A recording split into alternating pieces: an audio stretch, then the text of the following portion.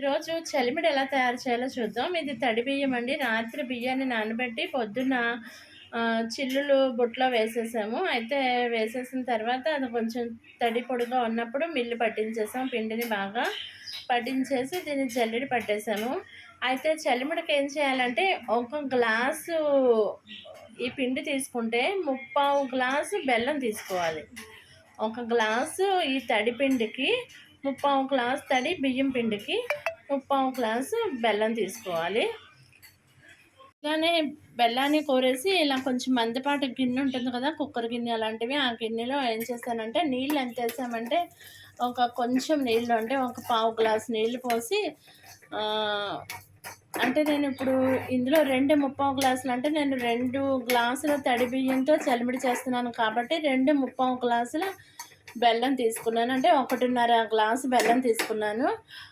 తీసుకొని దానికి ఒక అర గ్లాసు వాటర్ పోసాను. వాటర్ పోసి ఇలాగా సిమ్లో పెట్టేశాను. ఇది బాగా ఉడికిన తర్వాత ఇంత లోపల ఇది ఉడుకుతూ ఉన్నప్పుడు ఏం చేశానంటే ఒక చిన్న దాంట్లో కొంచెం నెయ్యి తీసుకొని దాంట్లో నువ్వుపప్పు అలానే జీడిపప్పు ప్లస్ ఎండు కొబ్బరి ఇవన్నీ కూడా నేతిలో వేయించేసుకొని ఇలా పక్కన పెట్టేసుకున్నాను. నువ్వుపప్పుని ఎండు కొబ్బరిని జీడిపప్పుని ఇలా నేతిలో వేయించుకొని పక్కన ఒక చిన్న గిన్నెలో పెట్టేసుకున్నాము.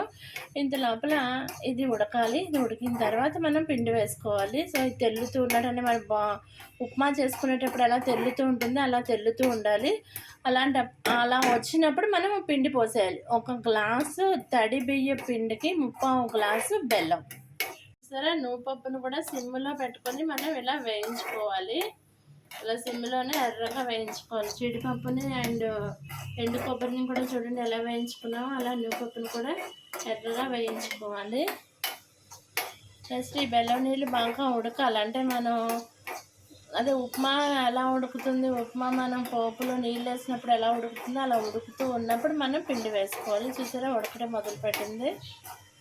చూసారా ఈ పాకం బాగా పొంగు రావాలి. ఆ పొంగు వచ్చినప్పుడు మాత్రమే చూసారా ఇప్పుడు తెల్లుతున్నట్టు వస్తుంది కదా, అలా పొంగు వచ్చినప్పుడు మాత్రమే మనం తడి బియ్యం పిండి చేసుకున్నాం కదా దాన్ని జల్లెడ పెట్టేసి ఒక గ్లాసు పిండికి ముప్పావు గ్లాసు బెల్లం చొప్పున మనం ఎన్ని గ్లాసులు పిండి తీసుకుంటే అన్ని ముప్పావు గ్లాసులు బెల్లం వేసుకోవాలి.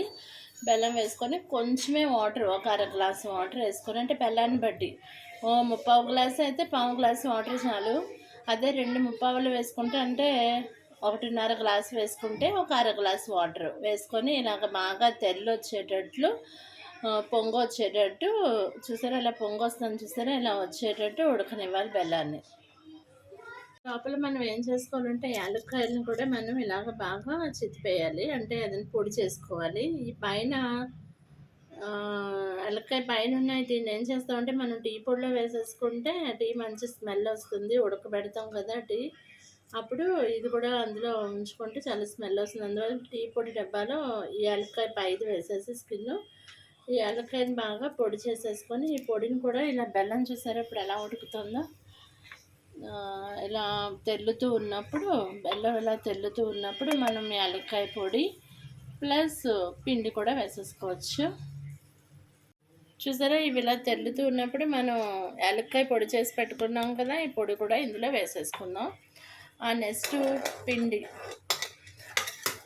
పిండిని కూడా ఏం చేద్దామంటే చెప్పాను కదా ఒక గ్లాసు తడి బియ్యం పిండికి ముప్పావు గ్లాసు బెల్లం ఆ చొప్పున మనం ఎన్ని గ్లాసులు బెల్లం పొడి తీసుకోవాలనుకుంటే అన్ని ముప్పావు గ్లాసులు బెల్లం తీసుకొని ఇలాగ తెల్లుతూ ఉన్నప్పుడు మనం ఉండకట్టకుండా ఫాస్ట్గా స్టవ్ ఆఫ్ చేసేయండి. ఫస్ట్ టైం వేసుకున్న వాళ్ళైతే స్టవ్ ఆఫ్ చేసేసుకోండి. అలానే కొంచెం నెయ్యి కూడా వేసుకోండి. ఒక 2 స్పూన్స్ 3 స్పూన్స్ నెయ్యి కూడా వేసుకొని బాగా ఉండకట్టకుండా ఇలా తిప్పేస్తూ ఉండండి. ఓకేనా, ఇలా తిప్పేయాలి. చూసారా ఇలా కొంచెం గట్టి పడిపోయిన తర్వాత మనం ఏం చేయాలంటే ఆల్రెడీ మనం నేతిలో వేయించి పెట్టుకున్న జీడిపప్పు నెక్స్ట్ ఎండు కొబ్బరి నెక్స్ట్ నువ్వుపప్పు మీకు ఇంకా కొంచెం టేస్ట్ రావాలంటే ఇంకొక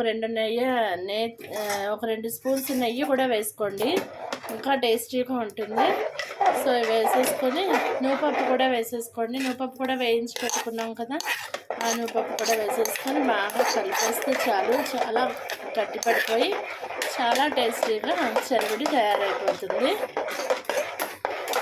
ఎక్కడ ఉండకట్టకుండా మనం జాగ్రత్తగా ఇలా తిప్పుకుంటూ ఉంటే చాలు గట్టిపడిపోతుంది. ఏదైనా ఒక గిన్నెలో కానీ ఒక బౌల్లో కానీ వేసేస్తే మనకు అదే షేప్లో ఈ చలివిడి తయారైపోతుంది. సో మీకు ఈ వీడియోస్ నచ్చినట్లయితే ప్లీజ్ లైక్ చేయండి, నా వీడియోస్ని షేర్ చేయండి అండ్ నా ఛానల్ని సబ్స్క్రైబ్ చేయండి. Thank you for watching my videos. Please like, share and subscribe to my channel. చూసారా చలివిడి ఎలా గట్టిపడిపోయిందో? ఇప్పుడు మనం ఏదైనా ఒక గిన్నెలో పోసామంటే అదే షేప్లో ఈ చలివిడి తయారవుతుంది. సో మీకు నా వీడియోస్ నచ్చినట్లయితే ప్లీజ్ నా వీడియోస్ మీ ఫ్రెండ్స్కి, మీ రిలేటివ్స్కి షేర్ చేయండి. వాళ్ళని కూడా లైక్ చేయమని చెప్పండి. నా ఛానల్ని సబ్స్క్రైబ్ చేయండి. Thank you for watching my videos. Please like, share and subscribe to my channel. Easy కదా ప్రాసెస్ కూడా. ఒక గ్లాసు తడిపిండికి మనం 3/4 గ్లాసు బెల్లం తీసుకొని జీడిపప్పు, యాలక్కాయ పొడి చేసుకొని మనం ఈ బెల్లం పాకం కూడా ఎలా అంటే 1.5 గ్లాసు బెల్లం వేసామనుకోండి, అంటే 2 గ్లాసుల పొడిపిండి తీసుకున్నట్టు కదా, తడిపిండి తీసుకున్నట్టు. అయితే ఆ 1.5 గ్లాసు బెల్లానికి 1/4 గ్లాసు నీళ్ళు పోస్తే చాలు. అది బాగా ఉడుకుతూ ఉన్నప్పుడు మనం ఏం చేస్తామంటే ఒక ఉండకట్టే షేప్ వచ్చేంత వరకు చూసి ఉండకట్టిన తర్వాత, బెల్లం పాకం ఉండకట్టిన తర్వాత అప్పుడు మనం ఏం చేస్తాం, ఈ పిండి వేసేసుకుంటాం. పిండి వేసేసుకొని బాగా కలిపేసుకుని, యాలక్కాయ పొడి మాత్రం బెల్లం పాకంలోనే వేసేసుకోండి. ఈ పిండిని బెల్లం పాకాన్ని బాగా కలిపి ఉండకట్టకుండా చూసుకుంటూ కలిపేసుకొని లాస్ట్ ఏం చేస్తారంటే నూపప్పుని మనం నేతిలో వేయించుకున్నాం కదా, అలానే నూపప్పుని, నెక్స్ట్ ఎండు కొబ్బరిని, నెక్స్ట్ జీడిపప్పుని కూడా నేతిలో వేయించుకున్నాం కదా, ఈ 3 కూడా ఇందులో వేసేసి బాగా కలిపేస్తే చల్లారిన తర్వాత ఆ గిన్నె మనం ఏ షేప్లో పోసుకుంటే ఆ షేప్లో మనకు చలివిడి రెడీ అయిపోతుంది. అలానే మనం ఉండలు కూడా చేసుకోవచ్చు. మీకు నా వీడియోస్ నచ్చినట్లయితే మీ ఫ్రెండ్స్కి, మీ రిలేటివ్స్ షేర్ చేయండి. నా ఛానల్ని సబ్స్క్రైబ్ చేయండి. Thank you for watching my videos. Please like, share and subscribe.